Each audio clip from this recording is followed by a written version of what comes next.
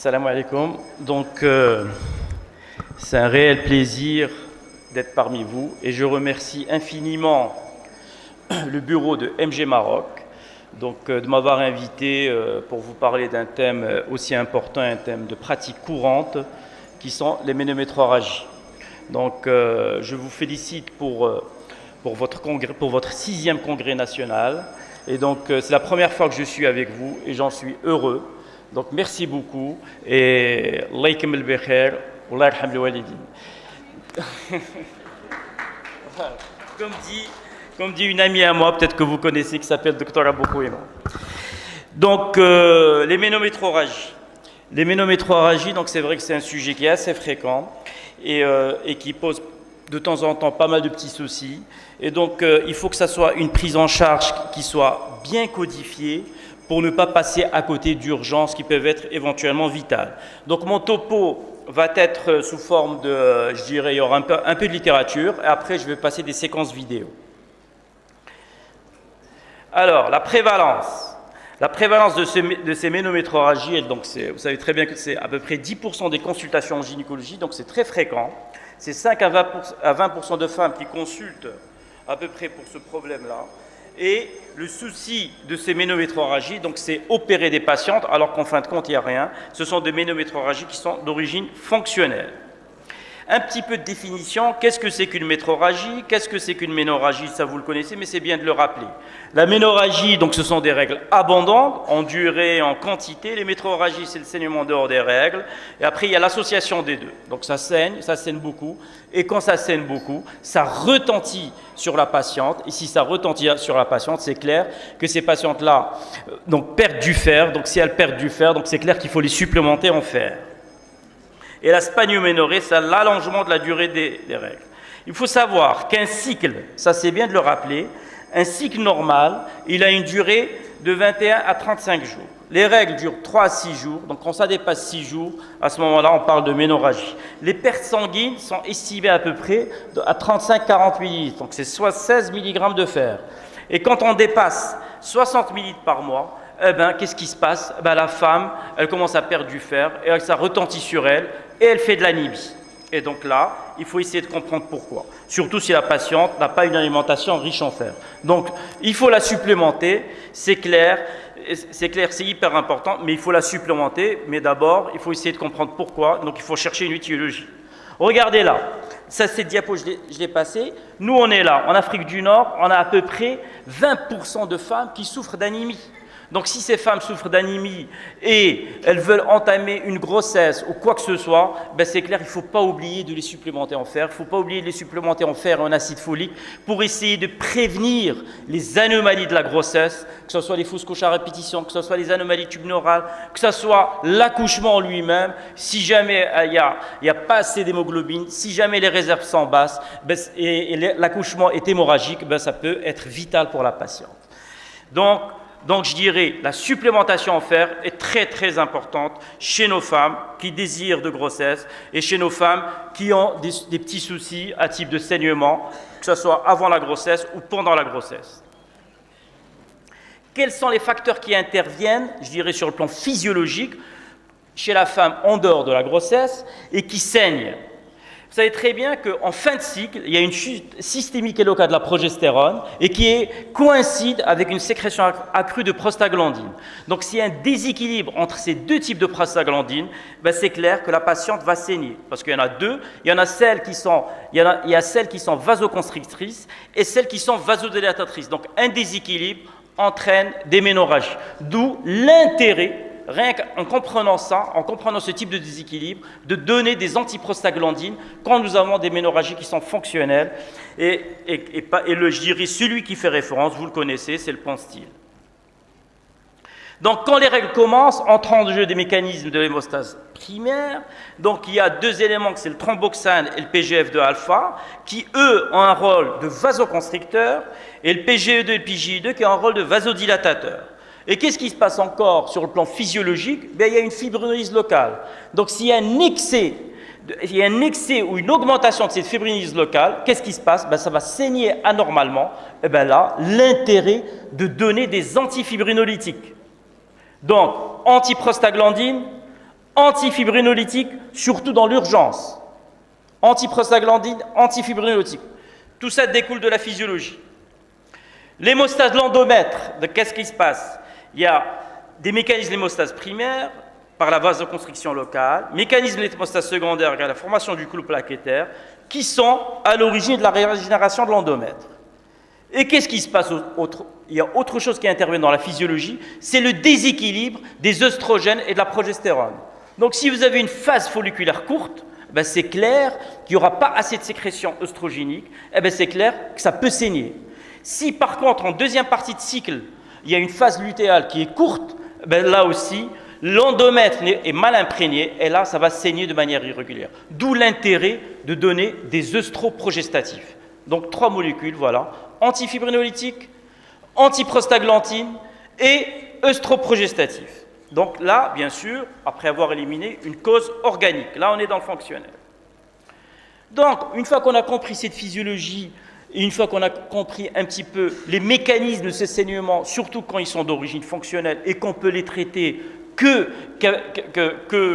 dirais qu'avec des molécules telles que les œstrogènes, les progestatifs, les antifibrinolytiques ou les antiprostaglandines, eh bien, il faut essayer de voir les caractéristiques de l'hémorragie et son retentissement sur la patiente.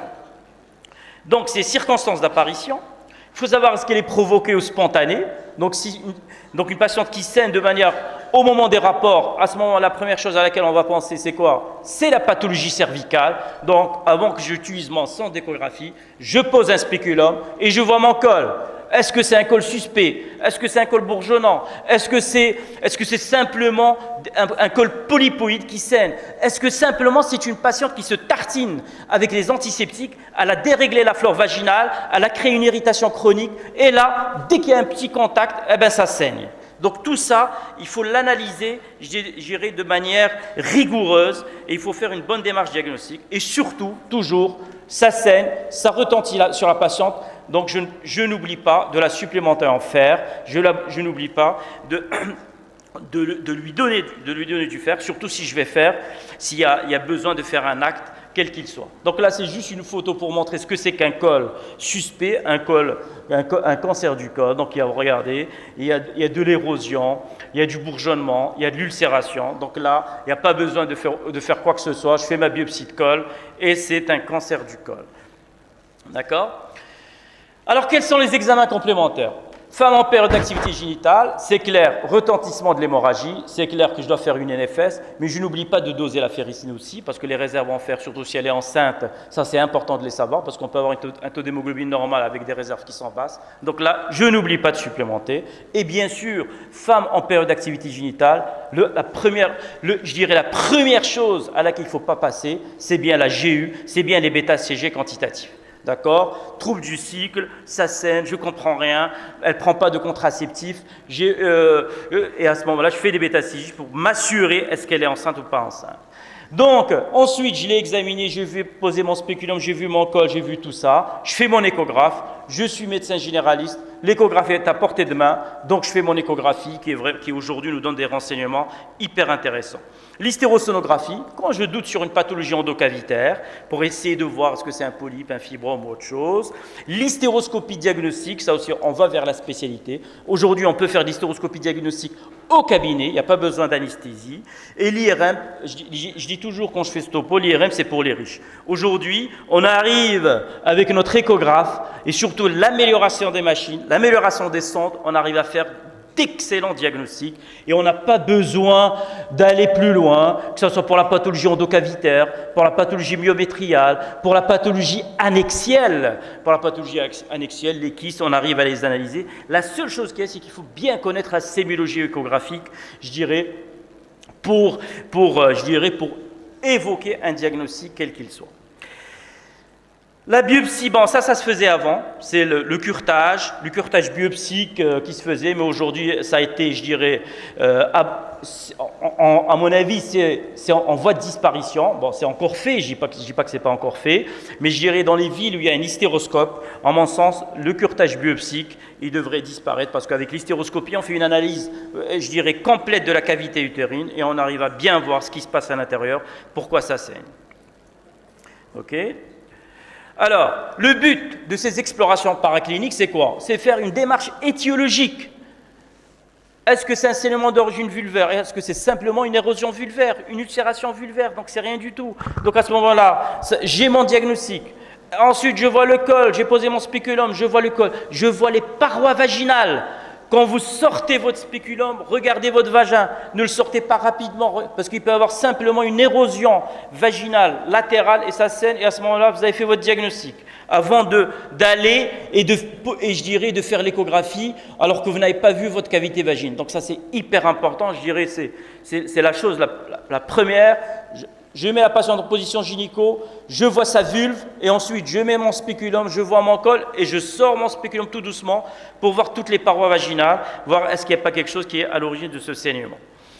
Dans la pathologie du premier trimestre, c'est la GU, la fausse couche, la molle, ça c'est les choses qu'il ne faut pas passer à côté. Les lésions intracavitaires, c'est les myomes, les hypertrophies, l'infection, bien sûr, ne pas oublier le cancer. Les lésions interstitielles, c'est l'adénomiose qui donne un trouble de l'endomètre. Donc, je vous montrerai une séquence vidéo sur l'adénomiose. Le fibrome, quand il est proche de l'endomètre, ça saigne. Le fibrome, quand il est intracavitaire, ça saigne. Et bien sûr, des causes rares telles que le sarcome. Et bien sûr, la pathologie annexielle, tubaire ovarienne. Premier cas clinique, patient de 20 ans qui saigne. Regardez. Voilà. Là, le tour est joué. J'analyse.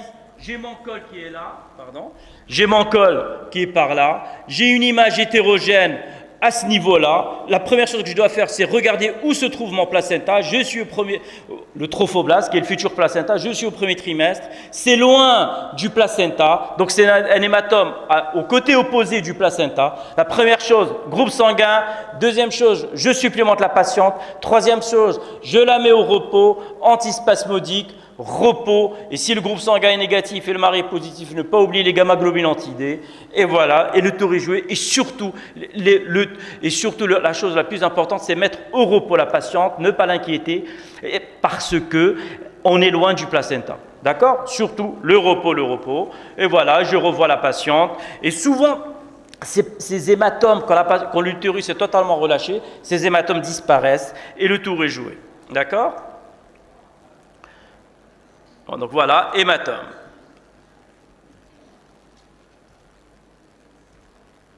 Patient de 45 ans qui a 3 enfants qui saignent. Regardez, elle a 45 ans, elle saigne. Donc ça c'est une vieille machine, et regardez avec la vieille machine. Donc là, on évoque un premier diagnostic, c'est quoi? Je pense que tout le monde a fait le diagnostic. Voilà, c'est une image hétérogène intracavitaire, c'est probablement une molle. Donc je demande quoi? Je demande un ACG quantitatif. Et le tour est joué. À la 45 ans, qu'est-ce que je dois faire? Je dois évacuer d'abord pour confirmer cette molle. Donc j'évacue, j'aspire, je vérifie son groupe sanguin, bien sûr. Si y a un retentissement, je la supplémente. Et surtout, et donc, je dois contrôler et je dois faire un deuxième curetage si vraiment il y a une rétention. Autre chose, et surtout hyper important, surveillance de la CG dans la molle. Alors cette surveillance, elle est hebdomadaire jusqu'à négativation. Et après, c'est suivant. Bon, on ne va pas s'étaler. Après, suivant le type de molle, soit ça dure 6 mois, soit ça dure 12 mois. Et donc, parce qu'il y a des risques de récidive, il y a des risques de complications telles que corieux et autre chose. D'accord? Autre cas clinique. Patient de 26 ans, regardez, ça c'est une histoire malheureuse. Salpingectomie droite par l'apport en juin 2006. Donc, elle a perdu sa trempe, elle a une placie tubaire gauche célio, jet Andy, elle a des facteurs de risque. Elle est jeune, elle ne prend pas de contraception. Premier diagnostic que je vais évoquer, c'est la GU si elle saigne, c'est clair, bêta-HCG. Et cette patiente-là, le gros problème chez elle, c'est la prise en charge. Parce que récidive, ventre chirurgical, donc logiquement c'est une salpingectomie. Regardez l'endomètre, et l'image latéro-utérine, elle est là. Voilà, l'image latéro-utérine, c'était une GU avec un petit épanchement. On a fait la célio. Heureusement, cette patiente, bon, l'épanchement est pas mal. C'était un avortement tubo-abdominal, mais malgré qu'on ait conservé la trempe, qu'on ait vérifié que cette trempe était, je dirais, était intacte en péropératoire. Voilà l'avortement, donc il est là. Donc la trempe, elle est là. Donc l'avortement tubo-abdominal. Donc qu'est-ce qu'on a fait? Eh ben, on a lavé, on a bien lavé cette trempe, on a évacué, mais malheureusement, elle a encore récidivé, elle a encore fait une autre GU. Et donc cette patiente, elle a fini par avoir une salpingectomie bilatérale. Après, elle est passée bien sûr en fécondation in vitro. Donc jeune, malheureuse, et vous savez très bien que la fécondation, ça coûte cher. Donc c'est pas évident. Mais essentiel, il faut vraiment, je dirais, la démarche diagnostique et thérapeutique est hyper importante, surtout chez ces patientes-là, chez qui il y a un fort désir de grossesse. Patient de 75 ans. Patient de 75 ans qui saigne, donc la première chose que je vais évoquer, c'est, bien sûr, je vais pas attendre de faire l'échographie. Là, je vous montre l'échographie, c'est juste parce que c'est un cas anecdotique. Regardez la vessie, la muqueuse vésicale, regardez l'utérus, ça prend le Doppler, et regardez, il y a une érosion de la paroi antérieure vaginale, il y a une fistule entre la vessie et cette paroi antérieure vaginale, donc c'est un cancer du col qui a tellement évolué, et donc qui a érodé cette partie antérieure. Donc là, le spéculum, biopsie, et j'ai fait mon diagnostic. Patient de 56 ans qui saigne. Là aussi, regardez, hypertrophie endométriale. Regardez l'endomètre, le myomètre. Regardez cet endomètre, d'accord? Il prend le Doppler couleur. Donc un endomètre qui prend comme ça le Doppler couleur et qui est, je dirais, qui est légèrement hétérogène. Donc la première chose à laquelle je vais penser, c'est probablement le cancer de l'endomètre. D'accord? Donc qu'est-ce que je vais faire? Je vais faire une hystéroscopie. Bon là, c'est vrai que même avec un curetage, je peux ramener du matériel et renvoyer un anapathe. Mais si c'est un petit néo, à mon avis, l'hystéroscopie elle nous guide et on voit très bien, je dirais, ce qu'il faut enlever. Et on a fait le diagnostic de cancer de l'endomètre. Regardez l'image hystéroscopique, cet aspect qui est polypoïde, avec des vaisseaux qui sont épais, qui sont là. C'est ce qu'on voyait au Doppler. Et on a fait une résection de tout ça. Ça a confirmé le cancer de l'endomètre. Et cette patiente a été opérée, hystérectomie, curage, et ainsi de suite. Regardez, patiente de 29 ans qui saigne. Là aussi, le tour est joué. Je pense que tout le monde a fait le diagnostic. C'est une image latéro-utérine qui plonge dans l'ovaire avec des cloisons fines à l'intérieur, vascularisation périphérique. C'est quoi? C'est un kyste fonctionnel hémorragique. Qu'est-ce que je fais? Je revois la patiente pendant les règles, ça peut disparaître, ou je la mets sous œstroprogestatif, de préférence 30 gamma, parce que ça bloque mieux les 30 gamma des ovaires. Et souvent, je dirais, il n'y a pas de souci. Donc, kyste fonctionnel, hémorragique, œstroprogestatif 30 gamma, d'accord, d'éthinoestradiol. Ensuite, je revois la patiente pendant les règles et souvent ça disparaît en un mois. La seule chose, bien sûr, risque de torsion, risque de rupture. Donc, j'essaye de convaincre la patiente pour qu'elle ne fasse pas un mouvement brutal, quoi que ce soit, parce qu'il y a un effet pesanteur sur l'ovaire. Patient de 35 ans, la même chose, qui saigne. Regardez, kyste endométriosique, cloison épaisse, liquide épais à l'intérieur, c'est finement échogène, endométriose ovarienne, ça aussi, ça donne des troubles du cycle. Donc là, c'est des gros kystes comme ça, eh ben, c'est clair qu'il faut les opérer. Et ensuite, ne pas oublier de les mettre sous analogue de l'HRH en post-opératoire pour, pour prévenir la récidive de cette endométriose.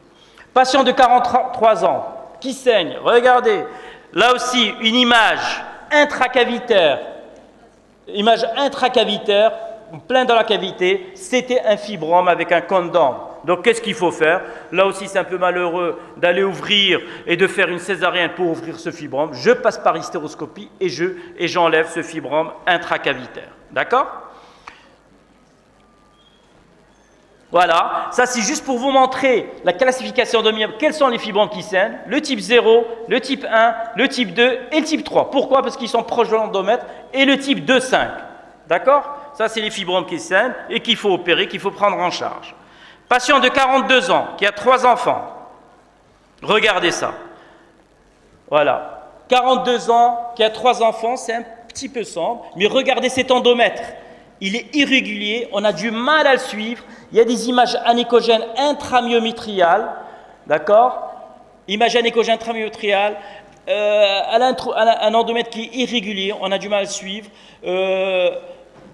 Après, qu'est-ce que j'ai fait? J'ai essayé de faire une reconstruction 3D. Regardez, j'ai mis tout l'utérus et tout l'endomètre dans cette boîte. J'ai fait ma reconstruction et aujourd'hui, grâce à l'évolution des machines, regardez qu'est-ce que ça me donne. Ça me donne une vieille image hystérographique en arbre mort. Vous avez vu? Ça, c'est l'endomètre. C'est irrégulier, c'est spiculé, c'est microdiverticulaire. C'est vraiment l'adénomiose, je dirais hystérographique, et qu'aujourd'hui, on a grâce aux nouvelles machines d'échographie. Donc, adénomiose, aujourd'hui, on arrive à faire le diagnostic sans souci grâce à l'échographie. Et elle, pourquoi l'adénomiose saigne? Parce que irrégularité endométriale. 46 ans. Là aussi, j'ai une image hypoéchogène. Je ne sais pas ce que c'est. Est-ce que c'est un fibrome? Maintenant, qu'est-ce que je vais faire? Je peux faire un examen qui est différent de l'hystéroscopie, qu'on appelle l'hystérosonographie, pour caractériser quel type de fibrome. C'était un fibrome sous-muqueux. Voilà, c'est un type 2. Pourquoi? Parce que la plus grande partie du fibrome, elle est interstitielle. Donc, grâce à l'hystérosonographie. L'IRM est intéressante, je dirais vraiment quand on a un doute sur un sarcome, dans un bilan d'extension de cancer du col, dans l'adénomiose quand on a du mal grâce à l'échographie, ça peut être intéressant. Et dans bien sûr la pathologie anaxienne, qu'on n'arrive pas à faire, je dirais, la distinction sur un ovaire, sur un kyste de l'ovaire, à l'échographie. Donc l'hystéroscopie, comme je vous ai expliqué, la pathologie endocavitaire, polype, fibrome, hyperplasie, souvent associée à la célioscopie. L'hystéroscopie, on a vu une séquence tout à l'heure, on revoit une autre séquence. Ça, c'était un fibrome intracavitaire qu'on peut enlever par voie hystéroscopique, qui est là, d'accord? L'autre, c'est souvent associé à la célioscopie pour certains types de fibromes. Regardez ça, c'est un autre fibrome. Donc ça, c'est le fibrome intracavitaire, voilà, qu'on voit bien, qu'on arrive à mobiliser, d'accord? La célioscopie dans certains gros fibromes type 2,5, là aussi on peut le faire par célioscopie aujourd'hui, mais bon, quand on ne peut pas par célio, on les fait par laparotomie, ça c'est clair. Donc, dans la prise en charge thérapeutique de ces ménométrorragies, et une fois qu'on a fait le diagnostic, une fois qu'on a fait une bonne exploration, c'est quoi? Ça peut être soit un traitement médical, soit un traitement chirurgical. Traitement médical, on verra plus tard. Le traitement chirurgical, on en a déjà parlé, c'est l'hystéro, la célio et la laparotomie, quand on ne sait pas ou quand on ne peut pas. Alors, les autres traitements, c'est l'embolisation, alors dans des cas rares, de malformations artério-veineuses. Dans le myome, il y a des gens qui les embolisent. Maintenant, ce n'est pas fait de manière courante chez nous, mais ça fait partie des traitements.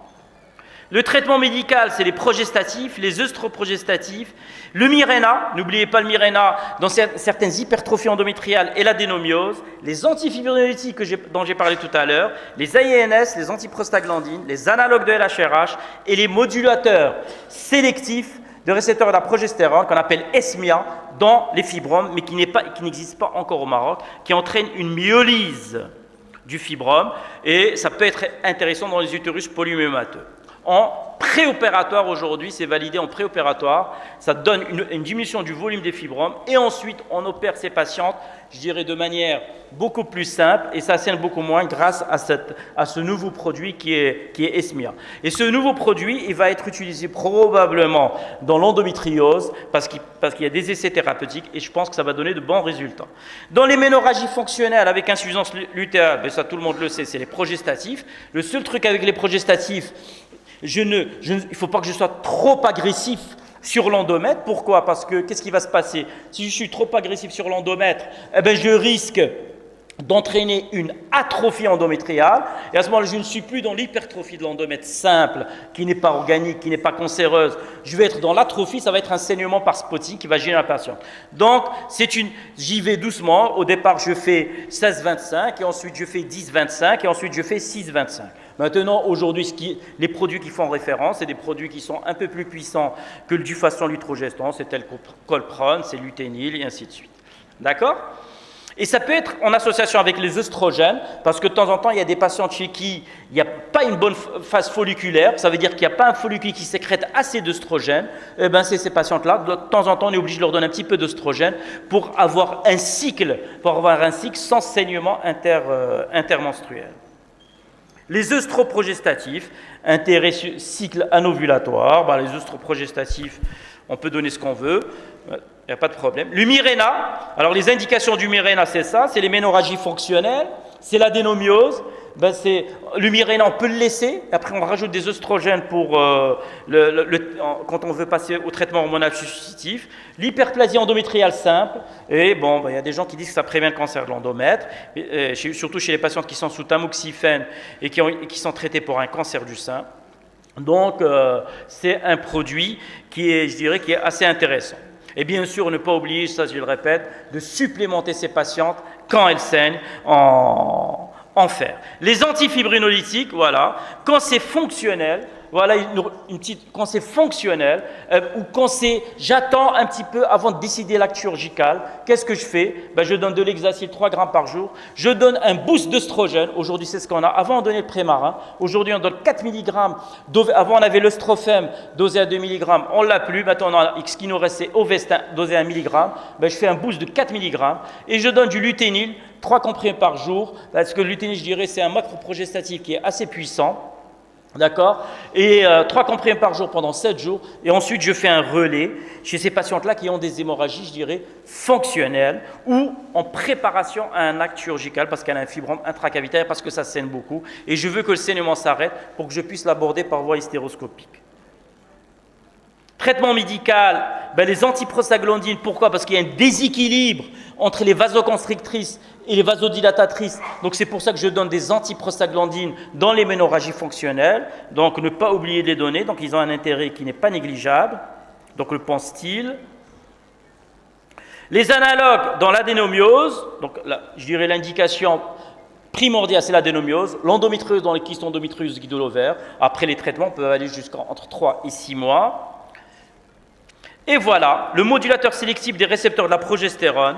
Alors, modulateur sélectif des récepteurs de progestérone, c'est Esmia. Ça c'est hyper intéressant aujourd'hui dans la préparation de la prise en charge des fibromes. Et c'est des produits qui aujourd'hui peuvent être utilisés jusqu'à 3 mois. Maintenant, il y a des essais thérapeutiques jusqu'à 6 mois, 12 mois. Et j'ai même assisté sur des essais thérapeutiques de 12 mois. Et on voit un utérus polymémateux et qui vraiment tous les fibromes disparaissent. Et ça, c'est extraordinaire avec ce produit. Bon, ça marche chez certaines patientes, mais pas chez toutes les patientes. Voilà, on arrive à la conclusion après ce petit marathon. Donc, la majorité de ces troubles hémorragiques fonctionnels de l'adolescence, surtout parce que ça se voit aussi chez l'adolescence, on peut avoir des troubles du cycle, ils sont résolutifs et souvent c'est dû à une immaturité de l'axe. Donc, il ne faut pas se précipiter. Sauf quand ça saigne beaucoup, à ce moment-là, on peut commencer chez l'adolescente aussi à donner des œstroprogestatifs à 20 gamma-déthinestradiol. Il y a des moments où on en a besoin, mais si je dois donner des progestatifs, il faut que j'ai une hypertrophie endométriale. Donc il faut vraiment que j'analyse mon endomètre grâce à l'échographie. Bien sûr, chez l'adolescente, ne pas oublier les troubles de l'hémostase. Il y a une pathologie qui est la maladie de Willebrand. Donc dans ce cas-là, prise en charge, bien sûr, par un hématologue. D'accord? Donc ne pas oublier de doser le facteur 8. Donc ça c'est chez l'adolescente, donc ça se voit. Chez la femme ménopausée ou en périménopause, il faut chercher la cause organique ou la cause, à ce moment-là, une fois qu'on a éliminé cette cause organique, à ce moment-là c'est fonctionnel, donc il faut essayer de traiter. Il ne faut pas oublier de bien analyser l'endomètre parce que ça peut être simplement une atrophie endométriale et à ce moment-là, on doit supplémenter par des œstrogènes et bien sûr avec un petit peu de progestérone, et là, on a réglé le problème. Chez les patientes qui sont sous THM, donc elles peuvent être en excès thérapeutique ou en insuffisance thérapeutique. En excès thérapeutique, à ce moment-là, on les a bombardées d'œstrogènes, mais souvent elles se manifestent, elles reviennent chez vous parce qu'elles ont des mastodinies. Et à ce moment-là, il faut baisser les traitements. Et surtout maintenant, on fait vraiment des petites doses chez les patientes sous traitement hormonal de la ménopause. D'accord? Et voilà, donc en conclusion finale, patiente qui saigne, je pose mon spéculum, je vois ma vulve, je vois mon vagin, je vois mon col. Ensuite, je passe à des explorations plus poussées, telles que l'échographie, telles que l'hystéroscopie, telles que l'hystérosonographie, pour voir c'est dû à quoi ce saignement. J'ai le traitement d'urgence, qui sont les antifibrinolytiques, les antiprostaglandines, les progestatifs, les œstroprogestatifs. Et bien sûr, chez la femme, ça saigne, et un désir de conception, ne pas oublier, bien sûr, de la supplémenter en fer et de la préparer à sa grossesse. Ça, c'est clair que c'est hyper important. Vous avez vu le nombre de patientes qui deviennent anémies pendant la grossesse. Et vous savez très bien que le fer plus acide folique, c'est hyper important, que ce soit au premier trimestre, au deuxième trimestre, pour prévenir et pour avoir un accouchement, je dirais, confortable, vu que ça saigne pendant l'accouchement et vu que cette patiente va accueillir son enfant, il faut qu'elle soit en forme pour pouvoir l'allaiter et bien le prendre en charge. Et je vous remercie.